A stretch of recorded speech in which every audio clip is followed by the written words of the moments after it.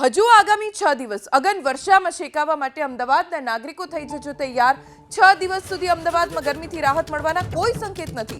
અમદાવાદમાં આજે અને આવતીકાલે 2 દિવસ ગરમીને લઈને ઓરેન્જ એલર્ટ પણ જાહેર કરી દેવાયું છે। 20 અને 21 મેના રોજ અમદાવાદમાં ગરમીને લઈને યલો એલર્ટ જાહેર કરવામાં આવ્યું છે। હવામાન વિભાગે વ્યક્ત કરેલી આગાહી મુજબ આગામી 6 દિવસ અમદાવાદનું મહત્તમ તાપમાન 43 થી 44 ડિગ્રીની આસપાસ રહી શકે છે। અમદાવાદ શહેરમાં માત્ર 2 દિવસમાં જ મહત્તમ અને લઘુત્તમ તાપમાનનો પારો 4.6 ડિગ્રી ઊંચકાતા દિવસની સાથે રાત્રે પણ ગરમીનો પ્રકોપ વધ્યો છે। હાલની સ્થિતિ અમદાવાદ શહેરમાં દિવસનું મહત્તમ તાપમાન 2.2 ડિગ્રી જ્યારે રાતનું તાપમાન 3.5 ડિગ્રી વધુ નોંધાયું છે।